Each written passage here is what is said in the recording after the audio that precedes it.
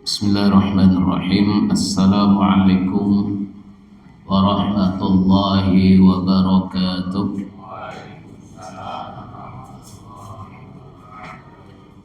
Alhamdulillahi rabbil alamin, wa bihi nasta'inu ala umuri dunya waddin. Asyhadu an la ilaha illallah wahdahu la syarika lah, wa asyhadu anna Muhammadan abduhu wa rasuluh, la nabiyya wa la rasula ba'dah. Allahumma salli wa sallim wa barik ala Muhammadin wa ala alihi wa ashabihi ajma'in, amma ba'du.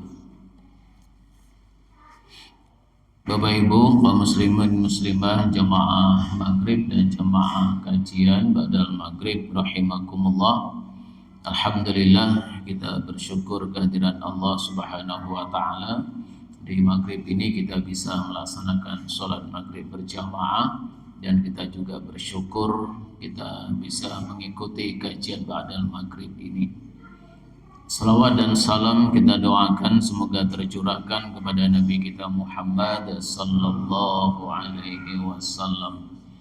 Bapak Ibu jamaah rahimakumullah, kita akan melanjutkan pembahasan kita berkaitan dengan rukun dan sunnah-sunnah sholat. Kita sudah sampai ke pembahasan terakhir yaitu zikir dan doa setelah salam. Hari ini kita akan membahas kaitannya dengan berdoa. Kemarin sudah kita sampaikan tentang sunnahnya berdoa. Terus kemudian hari ini kita akan membahas bagaimana hukumnya mengusap wajah setelah berdoa. Kita melihat fenomena yang ada di kalangan umat Islam. Setelah berdoa itu ada yang kemudian tangannya diusapkan ke mukanya, kemudian ada yang juga tidak mengusapkan. Wabil khusus ini adalah yang doanya mengangkat tangan Kalau yang tidak mengangkat tangan ya pasti tidaknya gitu. Jadi kemarin sudah kita bahas, ada yang mengangkat tangan, ada yang tidak. Nah, bagi yang mengangkat tangan itu setelah salam, apakah tangan itu diusapkan ke muka atau tidak? Nah, ternyata dalam hal ini ada perbedaan, ada khilafiyah di kalangan para ulama. Sebagian mengatakan itu diusapkan, sebagian mengatakan tidak perlu diusapkan. Coba kita lihat beberapa dalil beberapa dalil yang berkaitan dengan permasalahan ini. Yang pertama adalah hadis dari Sa'ib bin Yazid, Sa'ib bin Yazid an abihi, dari ayahnya, anna Nabiya sallallahu alaihi wasallam, bahwasannya Nabi sallallahu alaihi wasallam idza da'a, apabila berdoa, farafa'a yadaihi, lalu kemudian beliau mengangkat kedua tangannya, kemudian masaha wajhahu biyadihi, kemudian dia mengusap wajahnya dengan tangannya itu. Di Rasulullah kalau berdoa selalu mengangkat tangannya dan mengusap wajahnya dengan tangannya itu. Ini hadis yang diriwayatkan oleh Abu Daud. Hadis yang lain yang diriwayatkan oleh Tirmizi, karena Rasulullah sallallahu alaihi wasallam idza rafa'a yadayhi fid du'a'i lam yahuttahuma hatta yamsaha bihima wajhah. Apabila Rasulullah sallallahu alaihi wasallam mengangkat kedua tangannya saat berdoa, beliau tidak meluruskannya sehingga mengusapkan kedua tangannya ke wajah beliau. Nah, ini hadis yang menjelaskan tentang adanya sunnah mengusapkan tangan ke muka setelah selesai kita sholat. Selesai berdoa, maaf. Nah, bagaimana pendapat ulama? Jadi dalam hal ini kita katakan ada khilafiyah ya, khilafah meskipun ada redaksi hadis seperti itu. Ada 3 pendapat ya. Pendapat yang pertama mengatakan bahwa disunahkan kita mengusapkan muka setelah berdoa. Tentu pendapat yang pertama ini didasarkan kepada hadis-hadis yang tadi kita ungkapkan, dan dia menganggap hadis itu hadis-hadis yang sahih yang bisa dijadikan sebagai hujjah. Nah, kemudian ada pendapat yang kedua. Pendapat yang kedua mengatakan bahwa mengusapkan tangan ke muka setelah berdoa itu bid'ah. Ya, pendapat yang kedua mengatakan bid'ah. Karena apa? Karena pendapat yang kedua itu meyakini bahwa hadis yang tadi kita sampaikan itu adalah hadis yang derajatnya dhaif. Hadis yang derajatnya dhaif. Dhaif itu hadis yang lemah, sehingga tidak bisa dijadikan sebagai landasan hukum sunnah katanya. Nah, sedangkan hadis-hadis lain yang menopangnya derajatnya juga sangat lemah. Jadi memang pendapat kedua itu mengakui adanya hadis-hadis berkenaan dengan perintah mengusapkan muka setelah berdoa. Hanya saja pendapat yang kedua ini menilai kualitas hadis itu lemah. Karena lemah maka tidak bisa dijadikan sebagai hujjah. Nah, ternyata Bapak Ibu, khilafiyahnya bukan terletak pada ada dan tidaknya dalil. Ya, bukan terletak kepada ada dan tidaknya dalil, tapi terletak kepada perbedaan memahami kualitas dari sebuah dalil. Jadi khilafiyahnya di situ. Ya. Jadi berbedanya dalam menilai kualitas perawi-perawi hadis. Dan ini sangat kita maklumi Bapak Ibu, ya. Karena menilai perilaku seseorang itu sangat subjektif. Karena hadis yang sahih itu kalau memang yang meriwayatkan itu ya seseorang yang memang mencapai tingkat thiqah, dhabit, adil. Jadi 3 ini terpenuhi. Thiqah itu dia mendapat kepercayaan, dipercayai oleh banyak orang karena dia nggak pernah berbohong. Sehingga orang kalau si A ini menyampaikan sebuah informasi, orang percaya. Dia seorang yang dhabit. Dhabit itu adalah ingatannya kuat, nggak pernah lupa. Jadi kalau dia menyampaikan sebuah informasi, orang yakin percaya karena dia hafalannya kuat. Ya, dia tidak lupa, dianggap benar. Jadi kalau kayak saya itu nggak bisa, Bapak Ibu. Kenapa? Ngimamin sering lupa ayatnya. Berarti nggak dhabit gitu. Ya, nggak dhabit. Terus adil. Adil ini berkaitan dengan perilaku. Ya, memang dia terkenal perilaku yang baik, soleh, beretika. Ya, jadi ini kalau yang meriwayatkan hadis memenuhi 3 syarat ini, ya, adil, dhabit, thiqah, maka hadisnya menjadi sahih, gitu loh. Tapi kalau nanti ada cacat-cacatnya, nah itu nanti ada yang turun menjadi hasan, terus nanti turun lagi menjadi dhaif. Nah, atas dasar ini kita bisa memahami kenapa banyak ulama berbeda pendapat tentang menilai rawi hadis itu, perawi hadis. Oleh karena itulah menurut sebagian ulama hadis ini sahih, tapi menurut sebagian lain hadis ini dhaif. Sebagian lagi yang mengatakan hasan. Nah, begitu. Jadi ini sesuatu yang sangat subjektif. Sama seperti kita menilai Pak Lukman ini. Pak Lukman ini orangnya baik apa enggak? Nah, ada yang menilai baik sekali, ada yang menilai baik. Yang menilai tidak baik enggak berani ngungkapin di sini. Anu wonge masalahnya. Nah, jadi begitu ya. masalah menilai itu. Jadi ini bukan dari Rasulullah, ini hadisnya sahih, bukan dari Rasulullah, ya. Tapi itu penilaian dari para ulama hadis. Gitu. Ini harus kita maklumi. Jadi jangan terlalu ngotot gitu loh. Maksud saya jangan terlalu ngotot mempertahankan hadisnya dhaif. Padahal yang ngomong dhaifnya juga nggak tahu, nggak kenal sama orangnya gitu. Sebaliknya juga gitu, oh ini sahih ya, padahal juga nggak tahu orangnya gitu kan. Jadi kita terhadap hal yang begitu, udahlah kita yakini saja, lakukan apa yang kita yakini, tapi jangan kita merasa udah yang paling benar. Wong kita juga ikut kok. Wong kita nggak tahu orangnya, wong kita juga ngikut kok.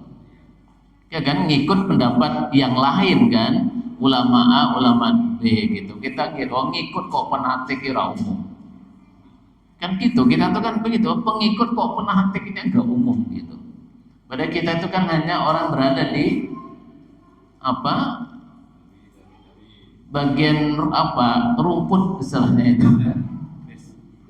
Ya.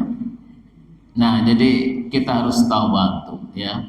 Tawadu. Jadi terhadap persoalan ini nggak usah terlalu kencang lah ya. Kita nggak tahu benar salah, kita juga tidak tahu. Jangan terlalu kencang. Jangan-jangan yang kita anggap salah itu benar, dan kita anggap benar itu jangan-jangan salah.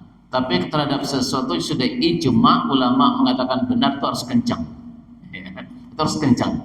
Sesuatu yang sudah tidak diragukan lagi kebenarannya ya harus pegang kencang-kencang. Gitu. Jangan goyah. Gitu. Jangan goyah. Nah, lalu kemudian ada pendapat yang ketiga. Pendapat yang ketiga mengatakan ya tidak sunnah dan juga tidak bid'ah katanya. Jika ada yang mengerjakan karena hadis tentang hal itu dianggap tidak dhaif, maka tidak dikatakan bid'ah, dan bila ditinggalkan lebih utama katanya. Karena itu masalah yang tidak pasti ditinggalkan lebih utama. Dan inilah pendapat Ibnu Taimiyah dan Utsaimin. Nah, jadi pendapat yang ketiga ini lebih di tengah-tengah. Jadi kalau panjenengan yakin ini hadisnya hadis yang sahih, ya monggo lakukan gitu. Tapi kalau yakin ini tidak sahih, ya jangan dilakukan. Nah gitu saja gitu. Tidak ada bid'ah bagi orang yang menganggap itu sunnah gitu. Jadi kalau dia menganggap ini ada sunnah, ini ada dalilnya, bagi dia tidak bid'ah. Karena dia menjalankan sunnah gitu. Yang bid'ah itu adalah orang yang tidak tahu ada sunnahnya tapi dia lakukan gitu. Berdasarkan logikanya, berdasarkan pikirannya. Nah yang ini dikatakan bid'ah, berarti dia membuat menambah-nambah syariah, membuat-buat syariah. Ini yang tidak boleh. Ya, yang tidak boleh itu kita menambah-nambah syariat dalam ibadah, itu yang nggak boleh. Tapi kalau dalam hal ini bukan menambah-nambah, tapi ada hadisnya. Gitu. Tujuannya adalah mengikuti sunnah, karena ada hadisnya, bukan dibuat-buat gitu. Ya, ada hadisnya. Hanya saja dalam menilai hadis ini yang berbeda. Nah, jadi kayak kita milih RT lah gitu kan, ini kan lagi pemilihan RT ini. Jadi kalau kita itu memilih RT itu misalnya makmul misalnya kan, nah ini misalnya uangnya teko, milih makmul nih ya, saya misalnya milih Pak Mul karena menurut saya Pak Mul ini orangnya baik, menurut saya kan baik gitu. Ternyata kemudian tanpa sepengetahuan saya ternyata Pak Mul itu orangnya nggak baik gitu. Apakah saya berdosa? Ya enggak, orang saya nggak tahu kok. Yang berdosa itu kalau kita tahu dia tidak baik malah dipilih, lah itu yang tidak baik, itu yang berdosa. Wong jelas dia nggak baik malah dipilih. Kalau perkara kita tidak tahu, kita kira baik, ternyata nggak baik, kita nggak punya tanggungan. Maka jangan kita kemudian terpengaruh dengan pilihan-pilihan pemilu segala macam itu. Kita tidak usah memilih, kita harus bertanggung jawab terhadap pilihan kita. Akhirnya apa? jadi golput semua. Ya, nanti kamu tanggung jawab apapun dilakukan oleh pemimpin.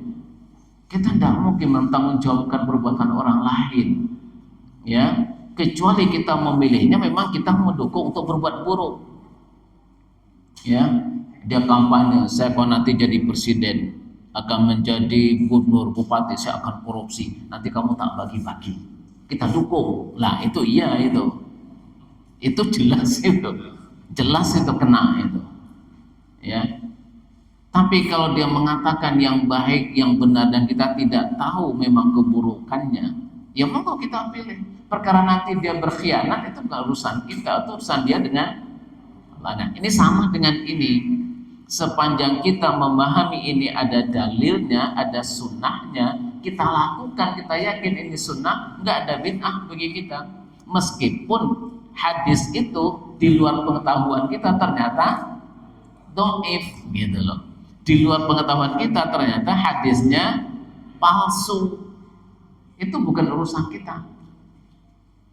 Karena tahunya kita itu hadisnya sahih gitu. Makanya pendapat yang ketiga ini mengatakan sepanjang kita menganggap itu sunnah maka nggak ada bid'ah baginya. Yang bid'ah itu bagi orang yang tidak tahu sunnahnya tapi kemudian dilakukan, dibuat-buat. Nah itu yang bid'ah.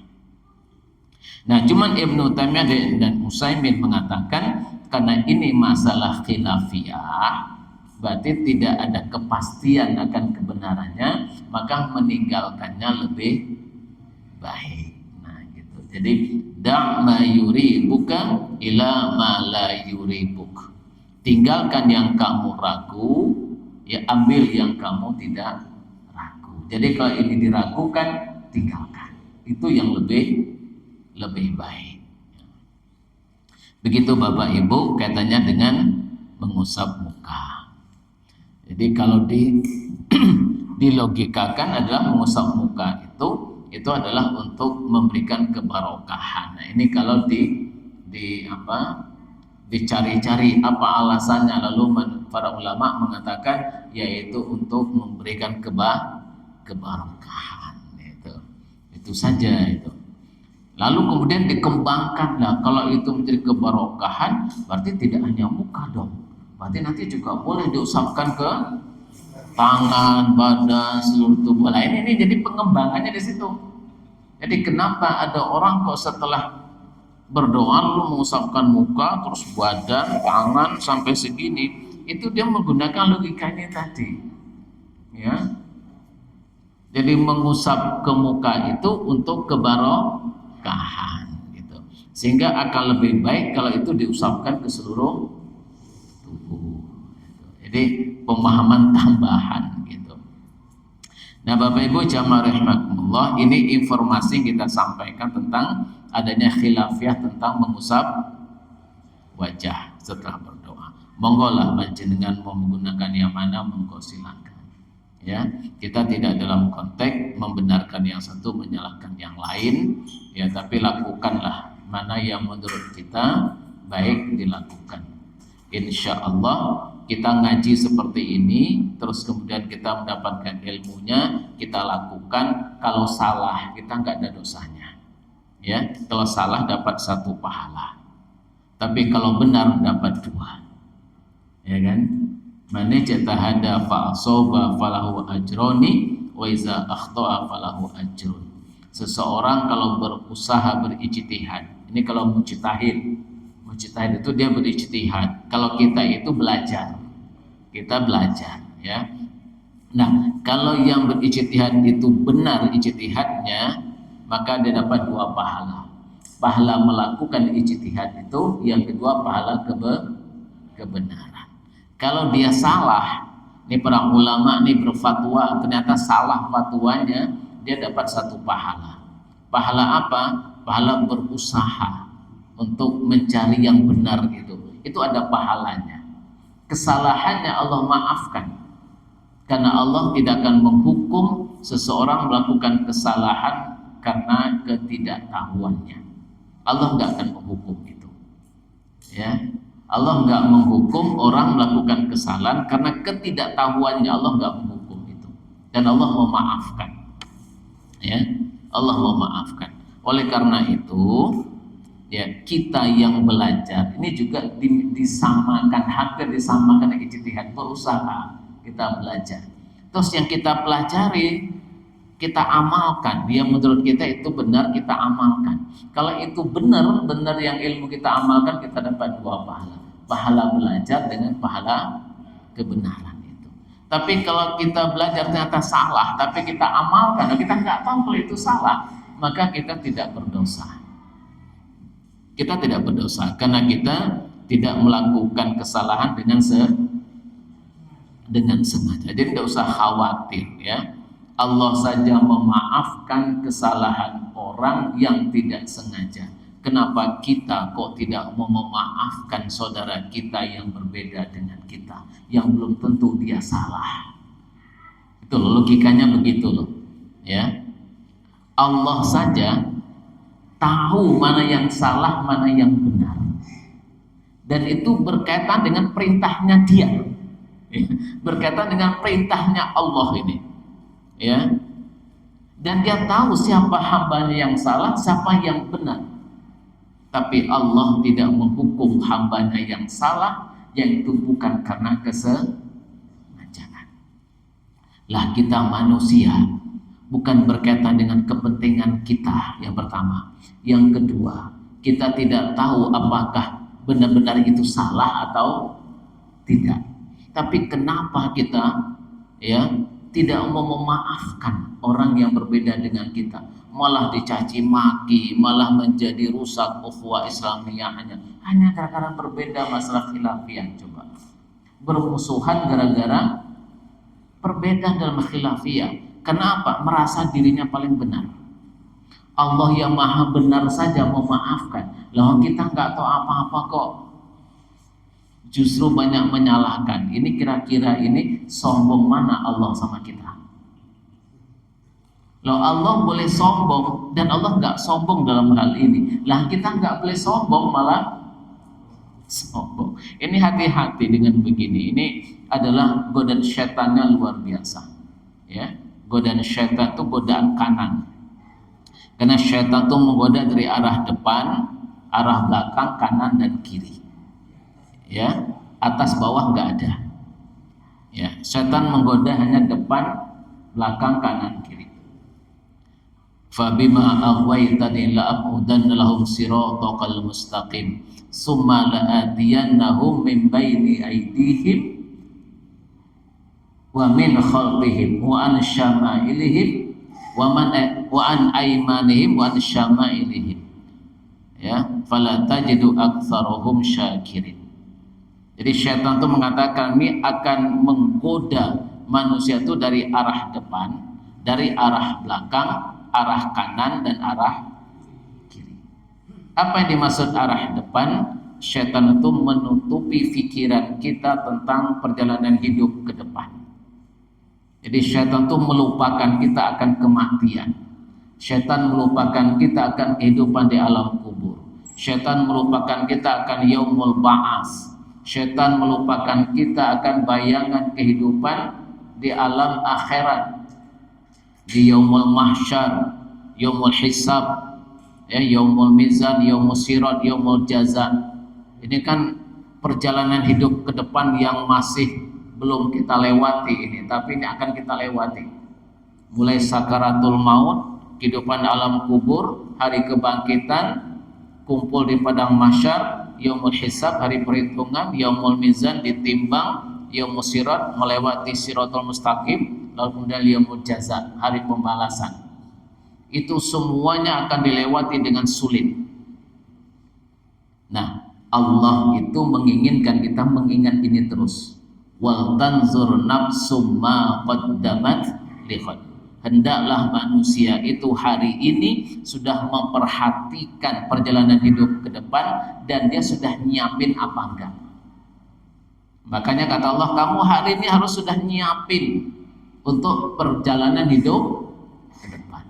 Maka kalau manusia itu mengingat kematian, alam kubur, semuanya kita sampaikan tadi, pasti soleh. Pasti soleh. Dan tidak akan mungkin berbuat dosa. dan syaitan itulah yang paling dia takutkan. Maka syaitan selalu melupakan kita, ya, membawa pikiran kita. Kalau sudah ingat akhirat, syaitan langsung merubah pikiran kita, mempengaruhinya, lalu dipengaruhi dari belakang. Apa itu? Diputarnya ingatan kita ke dunia, dibayangkannya ingatan kita itu tentang dunia, sehingga kita cinta hubbud dunia, cinta kepada harta, sehingga takut mati, lupa mati. Ini syaitan belakang nih, pasukan belakang. Bagi orang-orang yang tidak mampu digoda dari depan dan dari belakang kayak panjenengan, nah ini kan orang nggak mempan nih, digoda dari belakang dari depan kan nggak mempan ini, ya. Akhirnya syaitan kanan main, pasukan kanan. Apa syaitan pasukan kanan? Dia menggoda orang-orang alim, orang soleh kayak panjenengan. Apa dia godanya? Dia memuji-muji kita. Panjenengan orangnya solehnya luar biasa, pinter, alim. Di sini jenengan yang paling soleh, dengan yang paling alim, paling pinter. Akhirnya apa?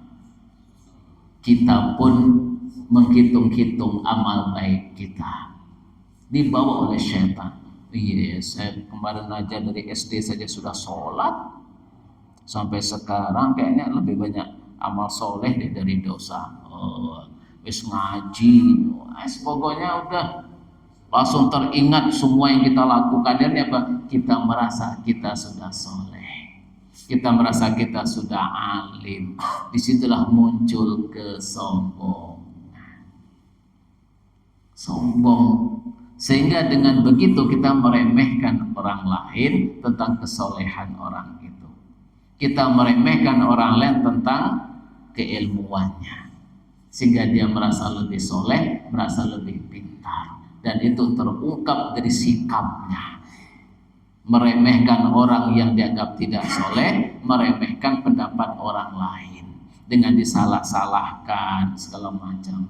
Itu adalah wujud dari kesombongan, dan itu godaan syaitan kanan. Itu hati-hati banget, ya, hati-hati sekali.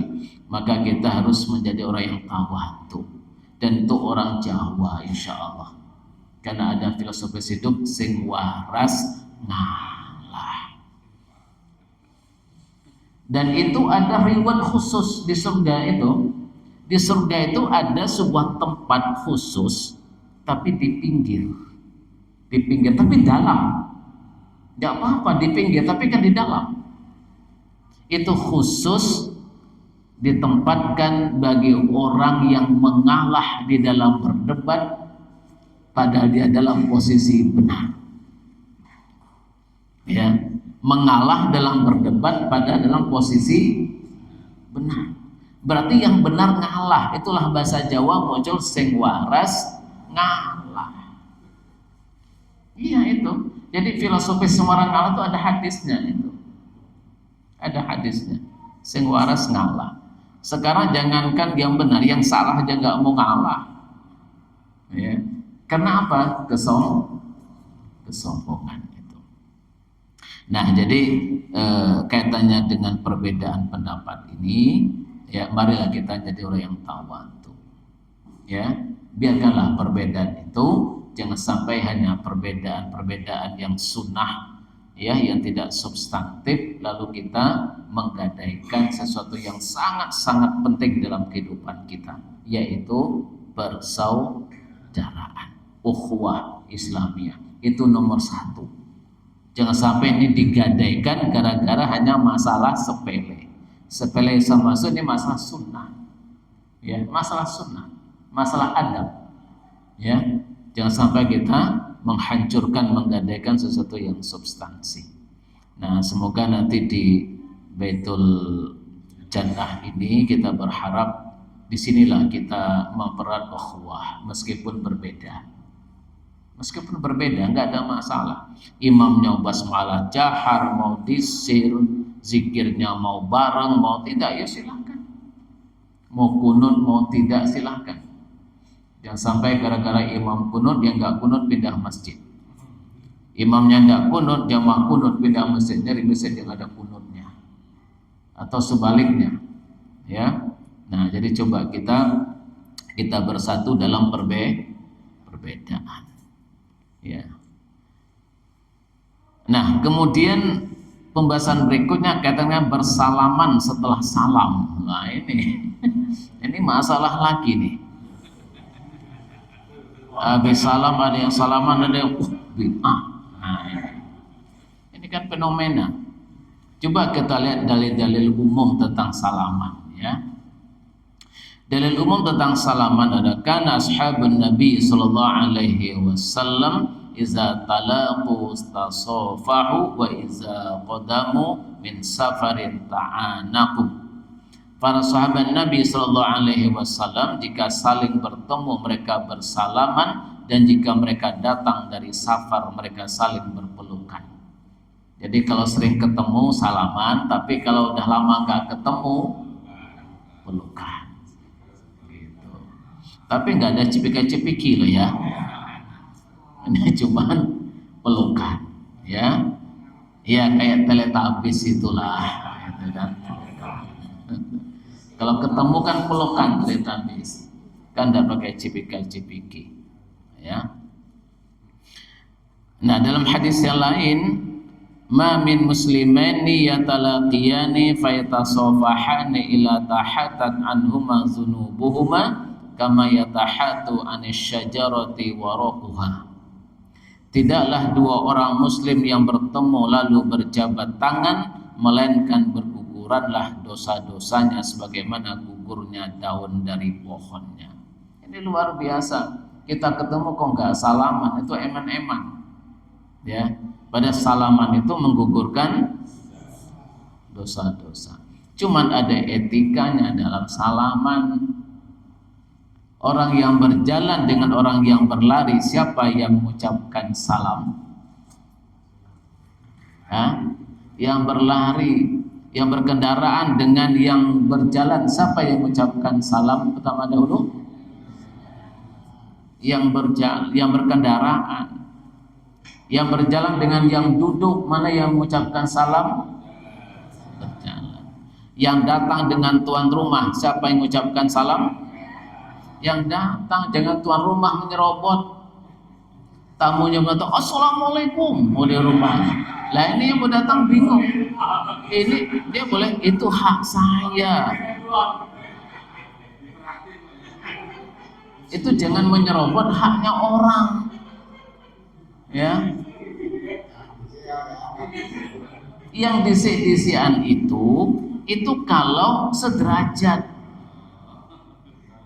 Orang tua sama anak-anak yang ngucapin salam itu anak-anak, jangan orang tua. Jangan orang tuanya anaknya datang assalamualaikum, itu keliru. Harus anak yang diajarkan, ayo nak ucapkan salam, kamu yang datang.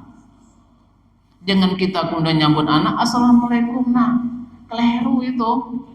Kita mengajarkan baik tapi sebenarnya salah, gitu. Ya kita ajarkan anak, kamu datang ayo ucapin salam. Gitu. Jadi ada etikanya, ya ada etikanya. Jadi dosa nyerobot haknya orang lain. Gitu. Datang ke rumahnya Pak Lukman, belum nyetandar motor sudah, assalamualaikum. Wah, gitu udah saya tak balik kanan kalau begitu. Iya. Nah, jadi ada apa? Ada etikanya. Nah, kalau sama-sama teman satu orang dari sana, kita dari sini, ketemulah, itulah baru rebutan. Itu rebutan. Siapa yang dahulu itulah yang terbaik. Jadi rebutan itu dalam kondisi tertentu, jangan semuanya direbutan.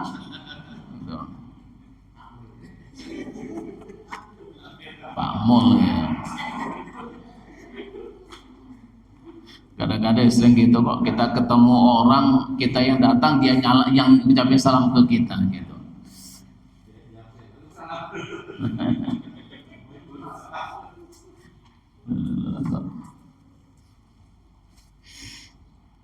Nah, coba kita lihat perbedaan pendapat di kalangan para ulama kaitannya dengan salaman sesudah salam ini. Pendapat yang pertama itu dianjurkan salaman setelah salam. Ada pendapat yang menganjurkan, maka ada yang berbuat seperti itu. Apa alasannya? Karena ucapan salam ke kanan dan ke kiri adalah mengucapkan salam kepada saudara yang ada di kanan dan yang di kiri kita. Karena itu dianjurkan setelah salam untuk saling berjabatan tangan, sebagaimana hal ini dilakukan di tempat dan di kesempatan yang lainnya. Di samping itu, hal ini tidak bisa dikatakan menambah-nambah ibadah, karena hal ini termasuk perbuatan di luar sholat. Jadi tidak bisa kita katakan ini kan ibadah kok ditambah-tambah, sholatnya sudah selesai, ini udah di luar sholat. Masa salaman tidak boleh, lihat HP boleh? Kebaikan mana lihat HP dari salaman? Assalamualaikum warahmatullahi wabarakatuh, lihat HP ada WA masuk nggak? Gitu. Sah nggak sholatnya? Oh sah, udah selesai.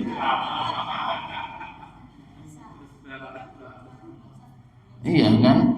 Assalamualaikum, berdiri pulang, boleh nggak? Boleh. Lah salaman kok jadi tidak boleh katanya. Ini alasan yang pertama ini. Oh salaman itu perbuatan baik, kok tidak boleh jadi. Nah sementara salaman itu kan menyertai ucapan. Kita ketemu assalamualaikum, dilanjutkan dengan salaman. Ya kan gitu. Assalamualaikum, ucap salaman. Maka ketika sholat mengucapkan assalamualaikum warahmatullah, itu kita menyapa yang di samping kita, assalamualaikum warahmatullah, disapa. Kemudian dilanjutkan dengan salaman. Jadi itu logikanya itu menggunakan dalil umum, ya, menggunakan dalil umum. Karena apa? Kita ketemunya orang itu, ya di saat itu gitu. Itu seolah kita bertemu dengan orang yang ada di samping kita. Di situ saatnya kita salaman. Anjuran hadis secara umum kalau bertemu dua orang muslim salaman. Itulah momennya. Momen perintah bersalaman itu ya momen setelah salam itu. Jadi dalilnya dalil umum, bukan dalil khusus, tapi dalil umum tentang salaman. Nah, alasan lain, sholat bertujuan untuk memperbaiki hablum minan nas yang disimbolkan dengan ucapan salam dan disempurnakan dengan salaman. Jadi sempurnanya mengucapkan salam itu adalah disertai dengan salaman. Ini alasan yang pertama. Gitu. Kemudian yang kedua, dianjurkan salaman setelah selesai semua zikir dan doa, kata. Jadi salaman itu bukan setelah salam, tapi setelah selesai zikir, doa itu. Jika sebelum sholat belum sempat bersalaman, karena secara umum umat Islam disyariatkan untuk saling bersalaman jika dia bertemu sesuai hadis yang diungkapkan di depan. Jadi secara umum memang kita bertemu di masjid itu ya salaman, itu sunnahnya salaman. Memang waktunya kapan katanya. Nah menurut kelompok dua ini, selesaikan semua ritual sholat itu sampai zikir, doa, baru kemudian salaman. Nah yang begini ini ada yang melakukan, jadi zikirnya bareng, doa bareng, setelah itu baru salaman gitu satu-satu. Nah, itu. Tapi ini kan bisa dilakukan kalau zikir doanya bareng. Nah kalau yang di Masjid Taqwa sini nggak bisa, zikirnya nggak bareng. Yang satu sudah selesai, satu masih zikir. Nah ini khusus yang zikir doanya bareng. Itu nanti berdiri salaman. Karena anjuran ketemu itu ya salaman. Nah sekarang kelompok yang ketiga mengatakan tidak dianjurkan untuk salaman. Nah ini kelompok ketiga, tidak dianjurkan salaman. Kenapa? Karena tidak ada contoh dari Rasulullah SAW, baik itu sebelum zikir dan doa maupun sesudahnya. Namun jika ada yang mengulurkan tangannya untuk salaman, maka tidak boleh menolaknya, karena itu akan menimbulkan permusuhan di kalangan umat Islam. Nah ini yang menyampaikan ini tahu fikih prioritas, mana yang lebih diutamakan. Menjaga persaudaraan lebih utama. Jangan sampai gara-gara masalah salam-salaman ditolak, akhirnya di luar berantem. nggak mau teguran lagi, geger. Maka dalam hal ini, kalaupun kita berpendapat tidak salaman, tapi kalau saudara kita di samping mengeluarkan tangan, wajib kita sambil. Untuk apa? Menjaga persaudaraan. Jangan sampai sesudah sholat akhirnya nggak bisa senyum lagi. Padahal jamaah itu tujuannya adalah mempererat ukhuwah.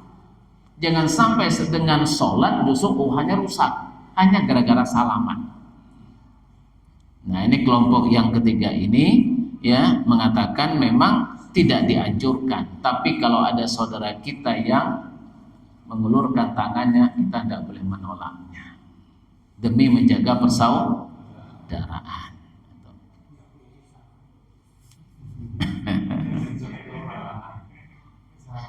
Kira-kira kalau menurut panjenengan Bapak Ibu, perintah ketemu itu salaman di masjid kira-kira cocoknya kapan? Ini kan perintah umum, kalau ketemu kan salaman nih. Ini kita kan ketemu nih di masjid. Kira-kira menurut panjenengan momen yang paling tepat untuk salaman kapan?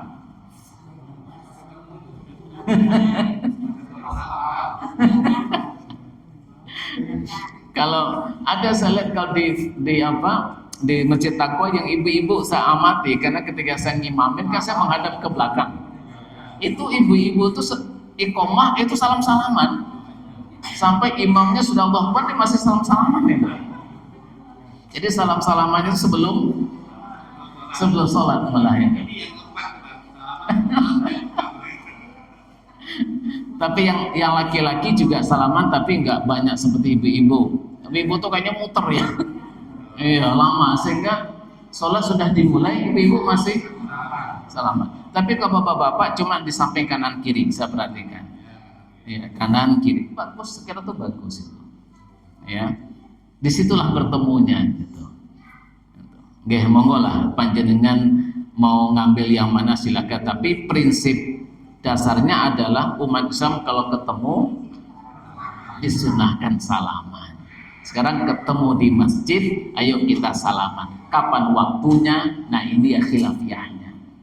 Ada yang mengatakan sesudah salam, ada yang mengatakan sesudah zikir, ada yang mengatakan ya nek ketemu aja gitu, pas ketemu gitu. Nah, kita datang nyalamin orang lagi sholat tahiyatul masjid, lagi doa, lagi zikir, kan tidak boleh diganggu. Jangan kemudian datang salaman, pada orangnya lagi begini disalamin. Orang lagi zikir, salaminnya tidak boleh. Kita tidak boleh mengganggu orang sedang ibadah. Nah, Bapak Ibu jamaah rahimakumullah, mengusap wajah setelah salam, pernah nggak melihat assalamualaikum warahmatullahi wabarakatuh? Pernah nggak lihat orang habis salam diusapin? Ya. Nah, kenapa itu dilakukan? Ada yang melakukan itu gitu. Nah, penjelasannya sebagian umat Islam ada yang mengusapkan mukanya setelah salam. Hal ini disebabkan karena sholat dimaknai dan dipahami sebagai doa. Karena as-sholatu maknanya ad-doa. Ya, sholat itu maknanya doa. Karena di dalam sholat banyak doa yang diucapkan. Oleh karena itu dianjurkan mengusap muka setelah sholat, sebagaimana dianjurkan mengusap muka setelah berdoa. Jadi kalau setelah berdoa tadi mengusap muka, berarti kalau sholat itu adalah doa, berarti setelah sholat berarti kita selesai berdoa. Oleh karena itu kita mengusapkan wajahnya. Nah, ini logikanya begitu. Karena sholat itu banyak doanya, dan ketika sholat kita tidak mengusap. Jangan kemudian Robbi firli warhamni wajburni warfa'ni warzuqni wadini wa'fu'ani. Ya tidak boleh. Ya, lalu kapan kita mengusapnya? Yaitu setelah selesai sholat. Karena doanya selesainya kapan? Ya, dengan mengucapkan salam. Selesai doanya, maka kemudian mengusap. Ini logikanya begitu. Namun sebagian yang lain tidak melakukan hal ini karena tidak ada contoh dari Rasulullah. Nggak ada hadis khusus tentang hal ini. Nggak ada dalil khusus. Nah, sehingga yang satu menggunakan dalil umum, ya, yang satu itu tidak mau menggunakan dalil umum. Pokoknya harus ada dalil khusus. Nah, dan itu sebetulnya Bapak Ibu, perbedaan awalnya perbedaan dalam konsep memahami hadis. Jadi itu kan ada ibadah umum, ada ibadah khusus. Kalau ibadah umum dalilnya umum, ibadah khusus dalilnya rinci. Ibadah umum itu apa? Doa, baca Al-Quran, zikir, salaman, ya. Ini adalah ibadah umum, maka dalilnya jangan cari dalil rinci. Dalil rinci itu apa? Menjelaskan caranya, waktunya, tempatnya, jumlahnya. Ini nggak akan ketemu, karena ini ibadah umum. Tapi kalau ibadah khusus, itu jangan kita lakukan kalau tidak ada ibadah khusus, kalau tidak ada dalil khusus yang menjelaskan waktunya, tempatnya, berapa banyaknya. Itu tidak boleh kita tambah, tidak boleh dikurang. Mana ibadah khusus? Sholat. Kita tidak boleh menambah rakaat sholat, meskipun logika mengatakan kalau sholat subuh 2 rakaat Allah ridho, kalau 3 berarti lebih ridho lagi. Logika kan begitu, tapi tidak boleh dilogikakan. Karena itu pada khusus dalilnya rinci. Makanya kemarin kita bahas tentang rukun sholat itu, rukun sunnahnya itu kan rinci banget. Dalil-dalilnya rinci banget. Karena ini ibadah khusus. Kalau ibadah umum jangan dicari tempat, waktu, cara. Itu nggak akan ketemu. Maka zikir itu jangan dicari bagaimana di mana kita berzikir, kapan waktu yang berzikir, berapa banyak, itu nggak ada ketentuan. Sebanyak-banyaknya. Kapan saja, di mana saja, kecuali tempat yang dilarang gitu. Baca Al-Quran juga begitu, jangan membaca surah apa di hari apa, itu nggak ada ketentuan. Maka membaca Yasin malam Jumat ya boleh, malam Sabtu ya boleh, malam apa boleh. Dan nanti kalau dilarang Yasin malam Jumat bid'ah karena nggak ada dalilnya, lalu ditanya kalau itu baca Yasin kapan? Kalau nggak boleh malam Jumat, terus kapan baca Yasin? Ya kapan saja malam Jumat masuk dong kapan saja. Jadi kita akan terkena hukum yang lain nanti. Jadi jangan dicari Al-Baqarah bacanya kapan, Ali Imran bacanya kapan, itu nggak akan ketemu. Makanya Allah berikan kebebasan kapan saja silakan, zikir kapan saja silakan, salaman kapan saja ya silakan. Nah makanya mau salaman datang salaman ya boleh, mau sholat salaman dulu ya boleh, setelah sholat salaman ya boleh, karena itu dalil umum. Nah gitu, maka jangan dicari dalil khususnya. Nah tapi nggak semua berpendapat seperti itu. Ada yang berpendapat ya semua itu harus cari dalil khusus. Ini Rasulullah nggak lakoni, ya jangan dilakukan. Nah, gitu. Padahal tentang ibadah umum, tapi yang jadi dalil khusus nggak ketemu, itulah yang menyebabkan terjadinya perbedaan. Jadi yang satu menggunakan dalil umum, satu menggunakan dalil khusus, nggak ketemu. Jadi perbedaan-perbedaan dari awal itu hanyalah perbedaan yang satu mengatakan ini dalil umumnya begini, yang satu mengatakan tidak ada dalil khusus tentang itu. Begitu Bapak Ibu ya. Oh iya, kok mengucapkan hamdalah juga ada pembahasan. Jangan mengucapkan hamdalah enggak kalau habis sholat? Alhamdulillahirabbil alamin. Nah, kalaupun mengucapkan itu enggak ada masalah. Karena dalil umum lah, lagi dalil umum nih. Dalil umum kalau kita sudah menyelesaikan sebuah perbuatan, ya kita ucapkan alhamdulillah. Bukankah setelah menyelesaikan sholat sebuah kenikmatan? Kita bisa melaksanakan sholat, ya alhamdulillah ya. Tetapi yang lebih utama itu adalah kita beristighfar. Kenapa beristighfar? Karena sholat kita itu dinilai.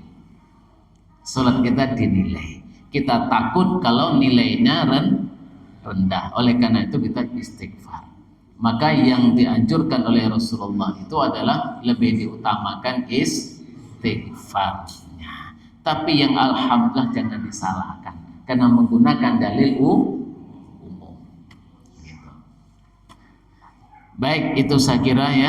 Semoga bermanfaat. Insya Allah pertemuan yang akan datang kita membahas tentang sholat berjamaah. Ya, sholat berjamaah. Monggo kita akhiri kajian ini dengan hamdalah dan doa kafaratul majlis. Alhamdulillahirabbil alamin. Subhanakallahumma wa bihamdika asyhadu an la ilaha illa anta astaghfiruka wa atubu ilaik. Wassalamualaikum warahmatullahi wabarakatuh.